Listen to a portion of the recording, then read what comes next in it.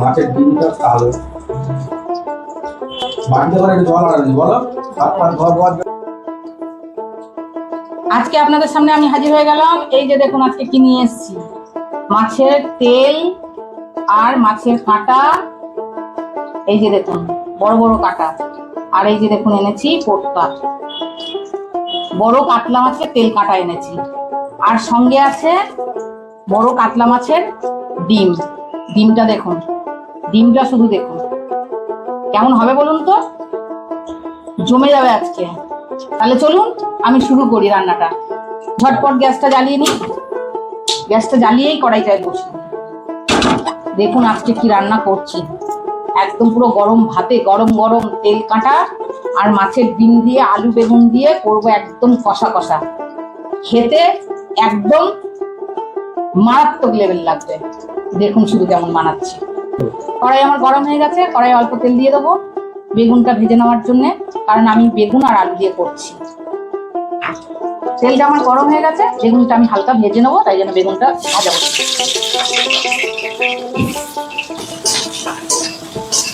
আসলে বেগুনটা তরকারির সাথে দিলে না ঘেটে যাবে, তাই বেগুনটা হালকা করে ভেজে নেবো। নামানোর আগে বেগুনটা দিলে বেগুনটা গোটা গোটা থাকবে আর খেতেও ভালো লাগবে। এর মধ্যে অল্প সামান্য একটু নুন দিয়ে দেবো, আর দিয়ে দেবো একটু হলুদ।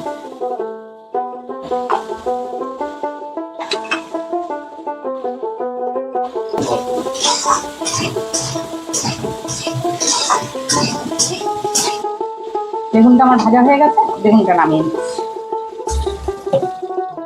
হালকা করে ভেজে নিচ্ছি। মাছের ডিমটা ভেজে নেবো।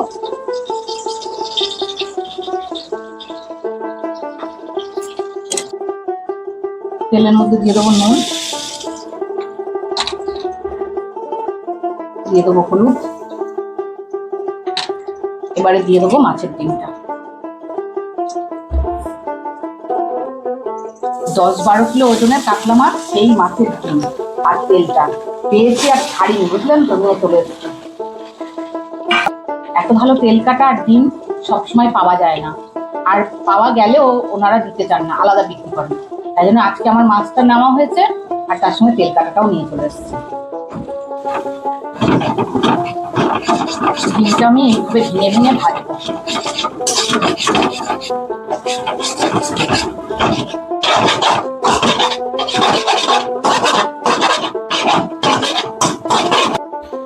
মাছের ডিমটাও আমার ভাজা হয়ে গেছে, এবার মাছের ডিমটা আমি নামিয়ে নেবো।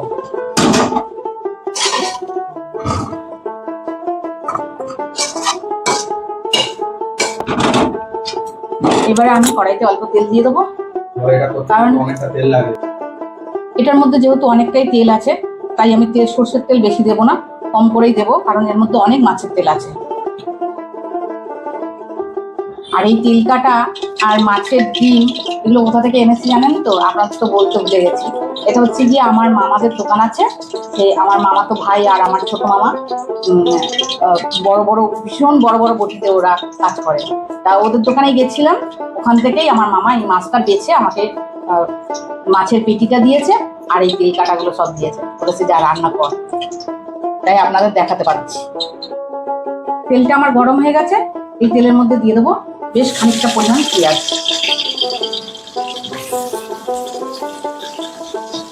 অনেকটা পেঁয়াজই লাগবে, কারণ এটার মধ্যে বেশি মশলা দিই না আমি, আমি শুধু রসুন কাঁচা লঙ্কা বাটা আর হচ্ছে গিয়ে পেঁয়াজ কুচি দিয়েই করি।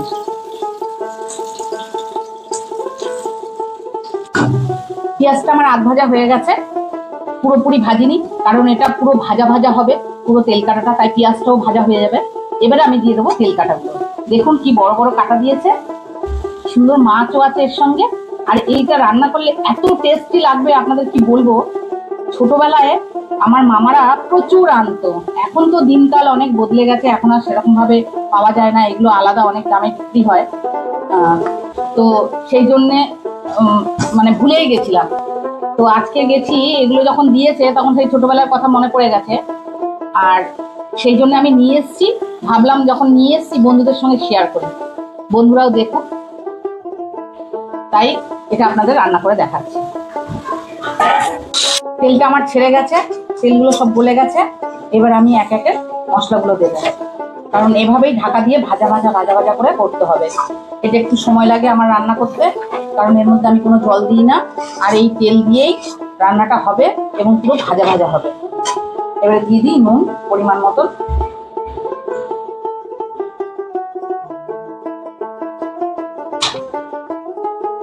দিয়ে দেবো লাল লঙ্কার গুঁড়ো, দিয়ে দেবো ঝাল লঙ্কার গুঁড়ো, একটু ঝাল ঝাল হবে। দিয়ে দেবো পরিমাণ মতন হলুদ, আর দিয়ে দেবো কাঁচা লঙ্কা আর রসুন বাটা। রসুনটা আপনারা মাছের তেল রান্না করলে সবসময় রসুনটা আপনারা বেশি করে দেওয়ার চেষ্টা করবেন, তাহলে তরকারির স্বাদটা খুব ভালো হবে।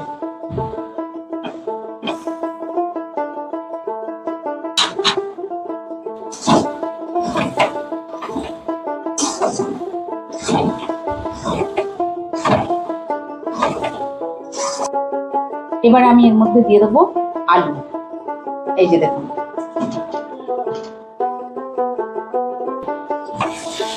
আলুগুলো কিন্তু আপনারা যেরকম বেগুন কাটবেন ছোট ছোট করে, আর সেরকম আলুগুলো ছোট ছোট করে কাটবেন। এবারে ভালো করে নাড়াচাড়া করে এবারে ঢাকা দিয়ে দেবো।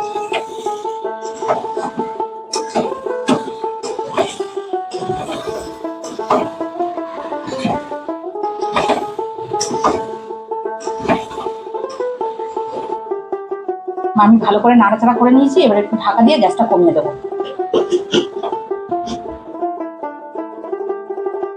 দেখি কি হলো। এই যে দেখুন কি সুন্দর তেল বেরিয়েছে, দেখেছেন? এই তেলেই পুরো রান্নাটা হবে। এবার আমি দিয়ে দেবো এই ডিম আর বেগুন।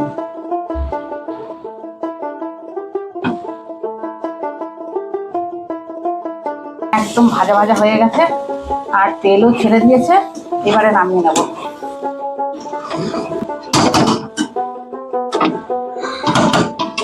আমি গামলাতে ঢেলে নেব।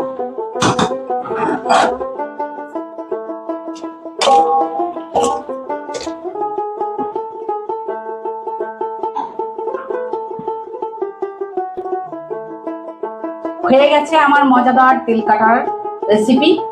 আর দেখুন কি সুন্দর হয়েছে। আপনারা ঠিক এভাবেই বানিয়ে খাবেন। আর যদি আপনাদের ভালো লেগে থাকে এই রূপাদির সঙ্গে অবশ্যই থাকবেন, আর সাবস্ক্রাইব আর লাইক আর ফলো করতে কিন্তু একদম ভুলবেন না। তাহলে আজকের মতন এই পর্যন্তই, আবার আপনাদের সঙ্গে দেখা হচ্ছে পরে।